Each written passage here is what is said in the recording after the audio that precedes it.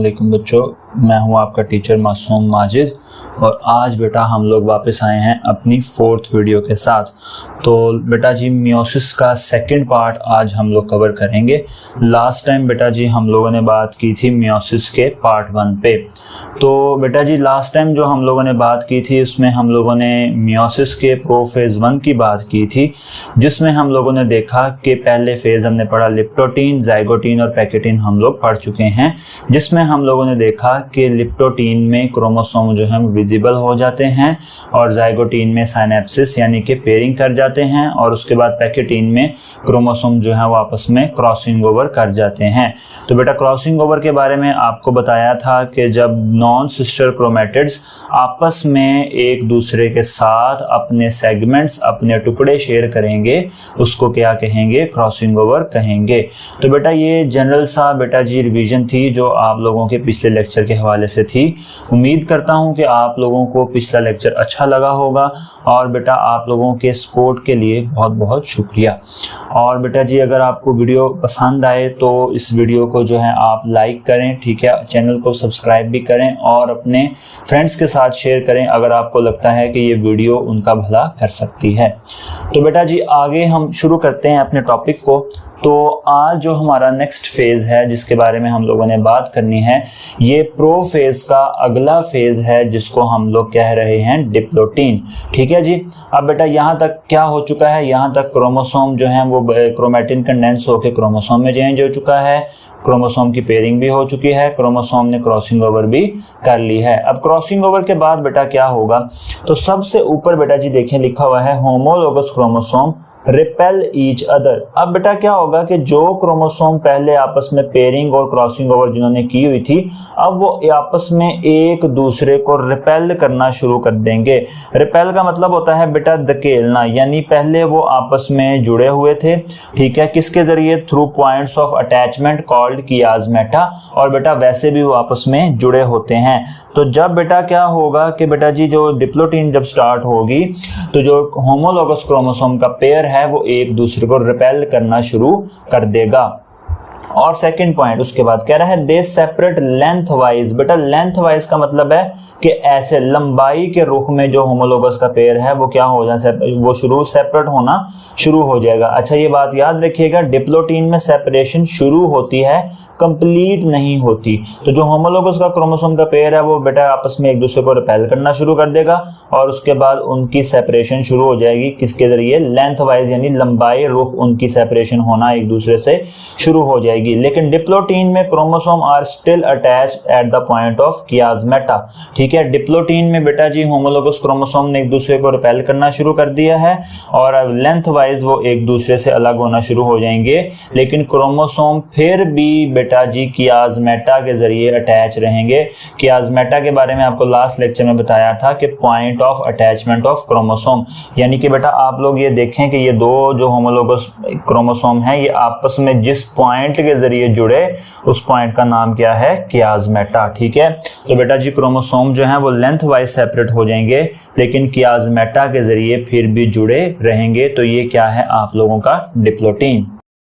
जो हमारा फेज है वो है डायाकिनेसिस, जो कि डिप्लोटीन के बाद होगा। इसमें वो कह रहा है कि जो क्रोमोसोम की कंडेंसेशन है वो मैक्सिमम हो जाती है, यानी कि जो क्रोमोसोम है वो मैक्सिमम जो है कंडेंस हो चुके होते हैं डायाकिनेसिस में, और जो सेपरेशन डिप्लोटीन में स्टार्ट हुई थी वो डायाकिनेसिस तक आते आते क्या हो जाती है, कंप्लीट हो जाती है। आपको मैंने बताया कि डिप्लोटीन में बेटा जी सेपरेशन शुरू होती है लेकिन कंप्लीट नहीं होती, तो डायाकिनेसिस में सेपरेशन जो है वो कंप्लीट हो जाएगी, लेकिन फिर भी जो क्रोमोसोम है वो they are still united at one point, mostly at ends. ठीक है, और जो क्रोमोसोम का पेयर है लेकिन वो फिर भी एक पॉइंट यानी कि मोस्टली कियाजमेटा वगैरह पे जुड़े रहेंगे आपस में, और ज्यादातर एंड्स यानी कि किनारों के जरिए आपस में क्या रहेंगे, वो जुड़े रहेंगे। ठीक है जी।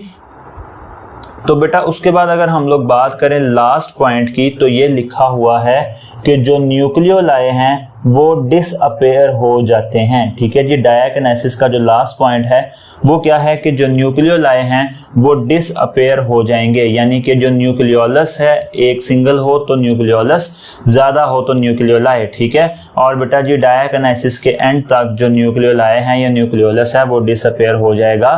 तो यहां तक आप लोगों का जो प्रोफेज है यानी कि मियोसिस 1 का प्रोफेज 1 वाली बात नहीं। अगर आप लोगों ने माइटोसिस वाला लेक्चर लिया है तो बिल्कुल सेम है, सिर्फ फर्क क्या है कि माइटोसिस में सिंगल क्रोमोसोम्स बेटा अलाइन होते हैं और इसमें जो है मियोसिस में ये क्रोमोसोम का पेयर अलाइन होता है। अब क्या होगा बेटा कि जो क्रोमोसोम का पेयर है ये अलाइन हो जाएगा, ठीक है जी, अलोंग द इक्वेटोरियल प्लेट, और इसको क्या कहेंगे, मेटाफेज 1। उसके बाद बेटा एनाफेज 1 है कि क्या होगा कि इधर वाला जो क्रोमोसोम है डुप्लीकेटेड वो इधर और इधर वाला इधर, और आप लोग अगर देख सकते हैं कि ये जो क्रोमोसोम के अगर ये रेड क्रोमोसोम है तो इसके ऊपर ब्लू वाला पार्ट है, और अगर ये ब्लू है तो इसके ऊपर रेड है, इस रेड के ऊपर ब्लू है और इस ब्लू के ऊपर भी क्या है, रेड है। तो ये बेटा ये जो डिफरेंट कलर वाला पोर्शन है ये वो पोर्शन है जो इसको दूसरे क्रोमोसोम के साथ से मिला है ड्यूरिंग क्रॉसिंग ओवर। यानी ये जो क्रोमोसोम है इसके अंदर ये जो ब्लू वाला क्रोमोसोम है इसके अंदर जो रेड वाला पोर्शन है वो इसका है, और इस रेड वाले के अंदर जो ब्लू वाला पोर्शन है वो किसका है, इसका है। और यानी ये कब आया था, क्रॉसिंग ओवर के दौरान आया था। ठीक है जी, मेटाफेज होगा, क्रोमोसोम अलाइन हो जाएंगे सेंटर में, एनाफेज होगा, इधर वाला डुप्लीकेटेड क्रोमोसोम इधर और इधर वाला इस तरफ, तो ये क्या हो जाएगी, इनकी सेपरेशन हो जाएगी। तो यहाँ पे एनाफेज आपका क्या हो जाएगा, कंप्लीट हो जाएगा। तो बेटा जी आगे अगर हम लोग बात करें तो नीचे हमारे पास फेज आ जाएगा टीलोफेज 1।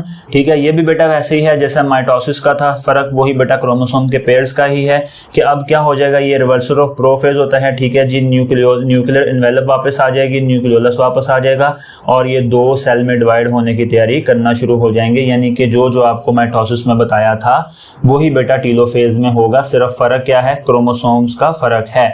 और उसके बाद बेटा जी साइटोकिनेसिस होगी और सेल 2 में तकसीम हो जाएगा, यानी कि एक सेल से 2 सेल बन जाएंगे। बेटा इसको ज्यादा एक्सप्लेन इस वजह से नहीं कर रहा क्योंकि ये डिटेल लेक्चर सारा मैंने माइटोसिस में दिया हुआ है आप लोगों को, आप उसको जाके डिटेल से चेक कर सकते हैं। अभी जरा आगे इंपॉर्टेंट कंसेप्ट ज्यादा जो हैं वो आने हैं, इस वजह से इस लेक्चर को लंबा नहीं कर रहा और इस वजह से ज्यादा इसको एक्सप्लेन नहीं कर रहा। ठीक है जी, टीलोफेज में बेटा क्या होगा कि ये दो सेल जो हैं ये भी आपस में कनेक्टेड हैं, साइटोकिनेसिस होगी और क्या होगा, टीलोफेज डिवाइड, टीलोफेज के बाद साइटोकिनेसिस होगी और सेल 2 डॉटर सेल में डिवाइड हो जाएगा। अगला फेज है बेटा जी इंटरकाइनेसिस। ठीक है, ये जरा समझने वाला फेज है। तो बेटा आपको बताया था लास्ट लेक्चर में कि मियोसिस 2 फेजेस यानी 2 मराहिल में कंप्लीट होती है, और यानी मियोसिस में पहले मियोसिस 1 होती है फिर मियोसिस 2 होती है। अब बेटा मियोसिस 1 और मियोसिस 2 यानी अभी यहां तक देखें कि हमारी मियोसिस 1 कंप्लीट हुई है, मियोसिस 2 अभी हमारी होनी है। तो बेटा मियोसिस 1 और मियोसिस 2 के दरमियान का जो गैप है उसको क्या बोलते हैं, इंटरकाइनेसिस। ठीक है, रिपीट कर देता हूं एक दफा, मियोसिस 1 हो चुकी है और मियोसिस 2 स्टार्ट होनी है। ठीक है, और मियोसिस 1 और मियोसिस 2 के दरमियान का गैप क्या कहलाता है, इंटरकाइनेसिस कहलाता है। तो बेटा इंटरकाइनेसिस के बारे में कह रहा है कि it is a small interphase like phase. ठीक है, इंटरकाइनेसिस जो है ये छोटा फेज होता है और ये बिल्कुल बेटा इंटरफेज जैसा ही होता है। इंटरफेज किसको कहते हैं बेटा, सेल का जो है वो प्रिपेयरिंग की फेज होता है, यानी जिसमें सेल अपनी जो है वो डिवीजन की तैयारी करता है। तो इंटरकाइनेसिस बेटा इंटरफेज जैसा ही फेज होता है, लेकिन इसमें और इंटरफेज में फर्क क्या होता है कि इसमें बेटा जी नो डीएनए रेप्लिकेशन, इस फेज में रेप्लिकेशन नहीं होती, यानी कि डीएनए यानी कि क्रोमोसोम जो हैं वो रेप्लिकेट नहीं होंगे, क्रोमोसोम डबल नहीं होंगे। ठीक है, ये बात ध्यान में रखनी है कि इंटरकाइनेसिस में बेटा जी जो हैं वो क्रोमोसोम डुप्लीकेट नहीं होते। अब यही कंसेप्ट आगे आपको मैंने समझाना है कि क्रोमोसोम क्यों डुप्लीकेट नहीं होते, क्या रीजन है जिसकी वजह से क्रोमोसोम डुप्लीकेट नहीं होते। और इंटरकाइनेसिस के बाद बेटा जी मियोसिस 2 स्टार्ट हो जाएगी जी। तो बेटा जी अब ऊपर आप स्क्रीन के टॉप के ऊपर देख सकते हैं कि मियोसिस 2 लिखा हुआ है। यानी कि मियोसिस 2 अब शुरू हो जाएगी किसके बाद, टेलोफेज 1 के बाद। ठीक है जी, तो टेलोफेज 1 के बाद क्या होगा कि मियोसिस 2 शुरू हो जाएगी। अगर मियोसिस 2 के बारे में बात की जाए तो it is just like mitosis. ठीक है जी, यानी कि बिल्कुल माइटोसिस जैसी ही होती है मियोसिस 2। और इसमें क्या होता है कि जो 2 सेल्स हैं दे डिवाइड इनटू 4 सेल्स। ठीक है, जो 2 सेल हमारे पास टेलोफेज में बने थे वो डिवाइड होके 4 सेल बना देंगे। ठीक है, और यहाँ पे क्या आपकी हो जाएगी, मियोसिस कंप्लीट हो जाएगी। मैं फिर एक दफा बेटा रिपीट कर देता हूँ, मियोसिस 1 होगी, एक सेल 2 में डिवाइड होगा। ठीक है जी, पहले सेल में 46 क्रोमोसोम थे, वो आगे मियोसिस 1 के बाद जब 2 में जाएगा तो दोनों में 23 होंगे। उसके बाद मियोसिस 2 होगी, मियोसिस 2 जब होगी तो वो जो दोनों सेल मियोसिस 1 के नतीजे में बने थे उनसे आगे 4 सेल बन जाएंगे और चारों में बेटा जी 23 क्रोमोसोम्स होंगे। ये मैंने आपको मियोसिस जो पार्ट 1 वाला लेक्चर है उसमें मैंने आपको क्लियरली ये बात अच्छे से समझाई थी। अब बेटा जी आगे लिखा हुआ है अंडरस्टैंडिंग। ये जो बात है ना, यहाँ से बेटा जी आपकी थोड़ी सी टेक्निकल बातें शुरू होती हैं। ठीक है, जो इंशाल्लाह आप अगर आपको समझ आ जाती हैं तो आपको इंशाल्लाह बहुत ज़्यादा फ़ायदा देंगी और इंशाल्लाह जो है आपको इसका फ़ायदा होगा। तो बेटा जी देखते हैं अंडरस्टैंडिंग हमने इसमें क्या चीज़ की लेनी है। Y chromosomes are halved, Y replication is absent. ठीक है, यानी मैंने आपको इंटरकाइनेसिस में बताया कि इंटरकाइनेसिस में यानी मियोसिस 1 और 2 के दरमियान जो फर्क या जो लम्हा है, लम्हा कह रहा हूँ, जो वक्फा है जिसको इंटरकाइनेसिस कहते हैं, उसमें रेप्लिकेशन नहीं होती, यानी कि डीएनए डबल नहीं होता। तो पहला क्वेश्चन ये है कि ये क्यों नहीं होता, यानी कि रेप्लिकेशन क्यों नहीं होती मियोसिस में। ठीक है, दूसरा क्वेश्चन ये है कि क्रोमोसोम का नंबर हाफ क्यों हो जाता है, यानी कि मियोसिस में क्रोमोसोम का नंबर हाफ क्यों होता है जबकि माइटोसिस में तो सेम रहता है। तो ये क्वेश्चन जो है इसका आंसर इंशाल्लाह हम आगे जाके इसी लेक्चर में ढूंढते हैं। तो ये 2 क्वेश्चन आपने याद रखने हैं कि पहला क्वेश्चन क्या है कि रेप्लिकेशन क्यों नहीं होती, दूसरा क्वेश्चन क्या है कि क्रोमोसोम का नंबर क्यों हाफ हो जाता है। अब बेटा देखें आपके सामने लिखा हुआ है माइटोसिस, ठीक है जी, और नीचे मियोसिस लिखा हुआ है।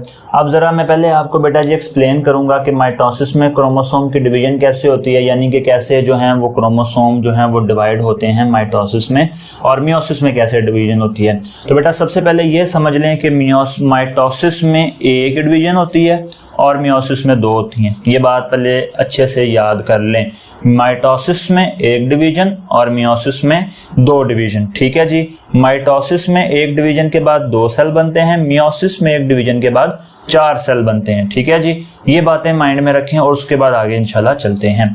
तो बेटा जी देखें, एक नॉर्मल सेल लिया, सेल नहीं बनाया, सेल के अंदर क्रोमोसोम ड्रॉ किए हैं मैंने यहाँ पे कि नॉर्मल जो सोमैटिक सेल है, आपको बताया कि बेटा जी गेमीट्स के अलावा जो बाकी सारे सेल हैं उनको सोमैटिक सेल कहते हैं। तो अगर हम देखें कि माइटोसिस से पहले एक सिंपल सोमैटिक सेल था, तो उस सिंपल सोमैटिक सेल में बेटा जी 46 क्रोमोसोम्स होते हैं टोटल, और नीचे लिखा हुआ है 23 पेयर होते हैं। ठीक है, यानी कि टोटल सोमैटिक सेल में 46 क्रोमोसोम्स होंगे, लेकिन पेयर्स कितने होंगे 23, यानी कि 23 जोड़े और 46 क्रोमोसोम। देखें 46 का हाफ कितना होता है, यानी कि 46 का हाफ है 23। ठीक है, तो 46 टोटल हैं और 23 हैं पेयर्स। ठीक है, यानी कि ये देखें, यानी कि अगर हम यहाँ पे देखें तो 4 क्रोमोसोम है, लेकिन पेयर कितने हैं 2, एक ये पेयर है और एक ये पेयर है। ठीक है, तो यानी कि 2 जोड़े हैं, लेकिन टोटल यहाँ पे क्रोमोसोम कितने हैं 4। मैंने आपके जो सामने डायग्राम बनाई है उसमें बेटा जी 4 क्रोमोसोम है, लेकिन जोड़े कितने हैं 2। इसी तरीके से जो एक नॉर्मल सोमैटिक सेल है उसमें क्रोमोसोम 46 होते हैं, लेकिन पेयर्स कितने होते हैं 23। ठीक है जी, आगे चलते हैं। तो बेटा आगे देखें कि ये जो 4 बेटा यहाँ पे मैं 46 क्रोमोसोम ड्रॉ नहीं कर सकता, इसलिए सिर्फ आपको एग्जांपल देने के लिए यहाँ पे 4 क्रोमोसोम बनाए हैं।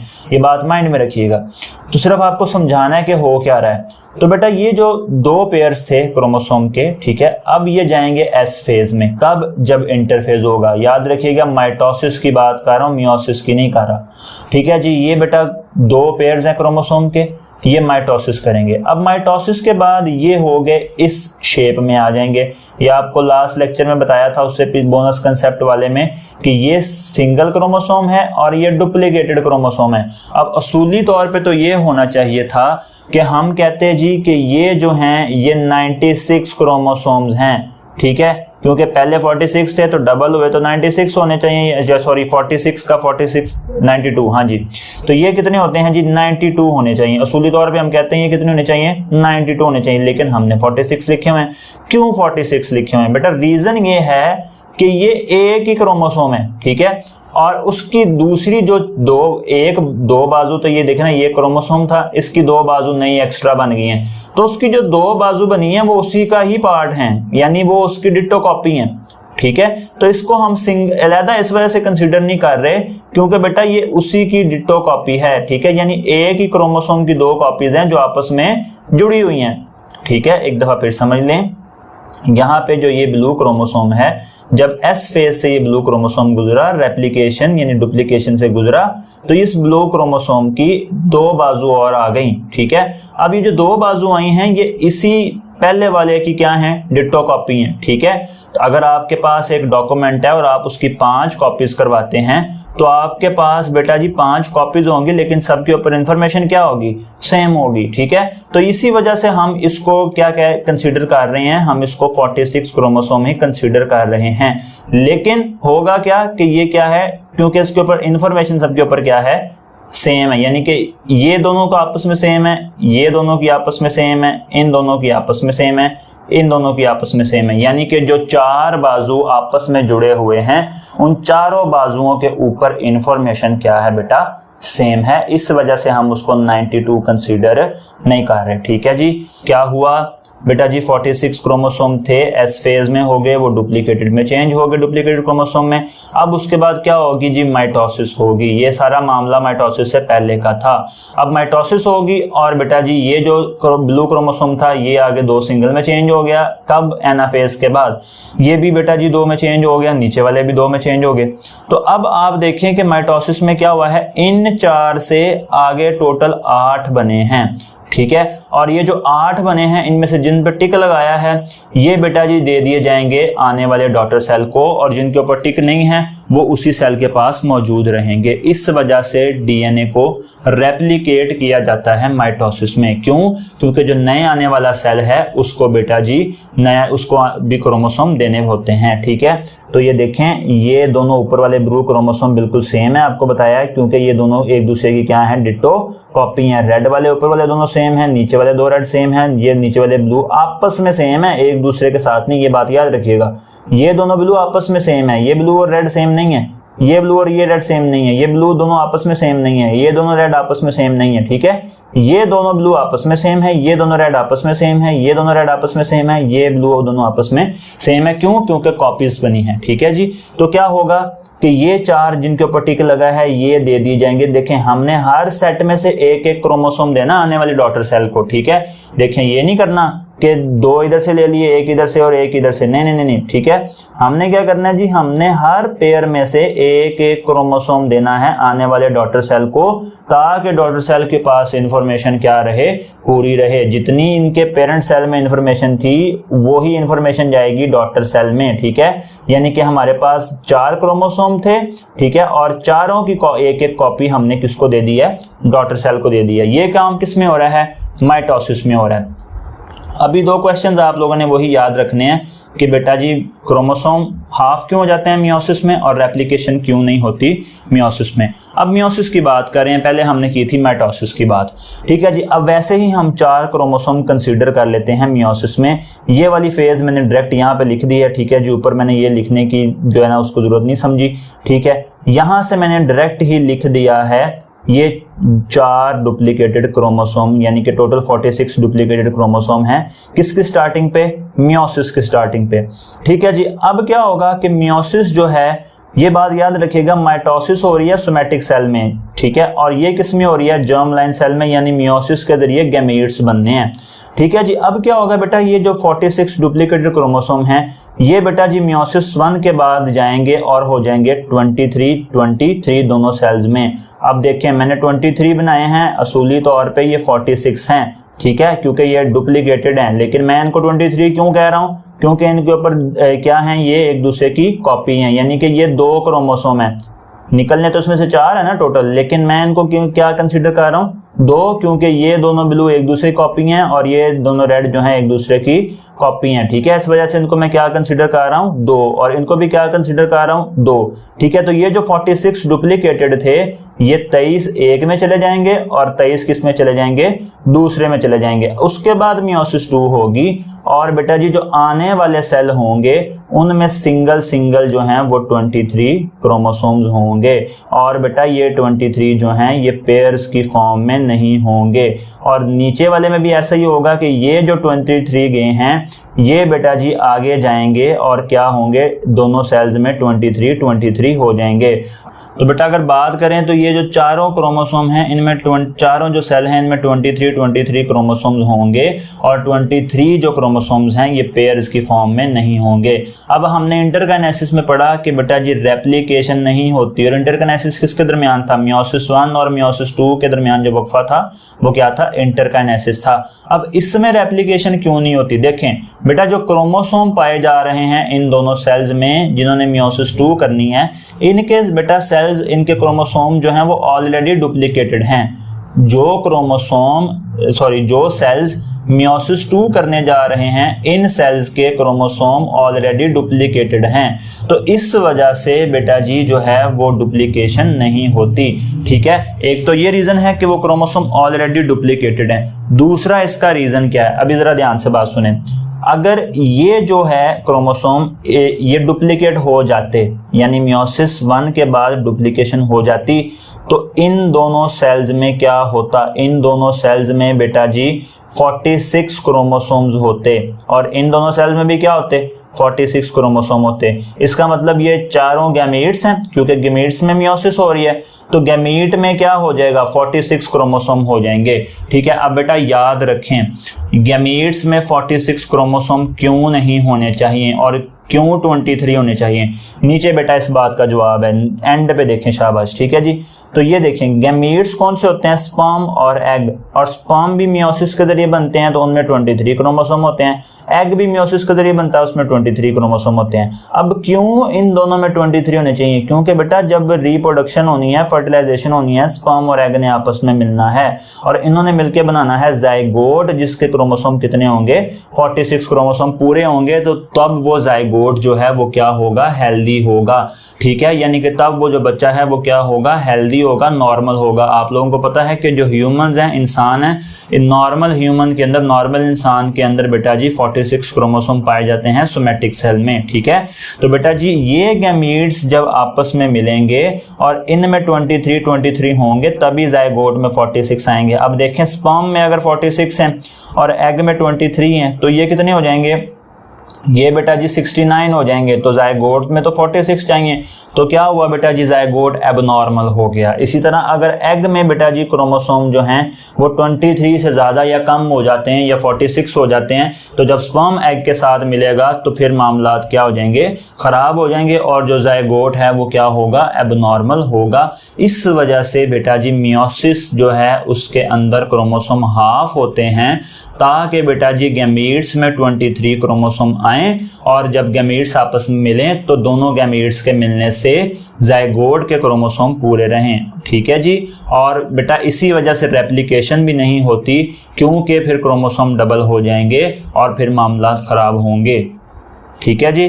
तो बेटा अगर आपको ये वीडियो पसंद आई हो तो बिल्कुल बेटा जी इसको सब्सक्राइब करें और लाइक वगैरह बेटा कर दिया करें, क्योंकि इससे जो है वो चैनल की रीच बढ़ती है, और अगर चैनल की रीच बढ़ेगी तो उससे बेटा जी जो है वो दूसरे बच्चों तक भी वीडियो पहुंचेगी, और जितने बच्चों तक वीडियो पहुंचेगी उनका उतना फ़ायदा होगा। इसीलिए कहते हैं बेटा कि शेयरिंग इज़ केयरिंग, ठीक है। तो जिसकी आप केयर करते हैं, जिसको आप चाहते हैं कि उसका फ़ायदा हो जाए, उसको बायोलॉजी थोड़ी सी समझ आ जाए, तो उसके साथ बेटा बिल्कुल ये वीडियो ज़रूर शेयर करें, ठीक है। और आपके बेटा फीडबैक का मुझे इंतज़ार रहता है। आप लोग कमेंट सेक्शन में मुझे बता सकते हैं कि मैं नेक्स्ट वीडियो कौन सी अपलोड करूं और किस टॉपिक में आपको जो है वो मुश्किल लगती है, ताकि मैं उस टॉपिक के ऊपर इंशाल्लाह नेक्स्ट वीडियो बना सकूं। तब तक के लिए बेटा अल्लाह हाफिज़।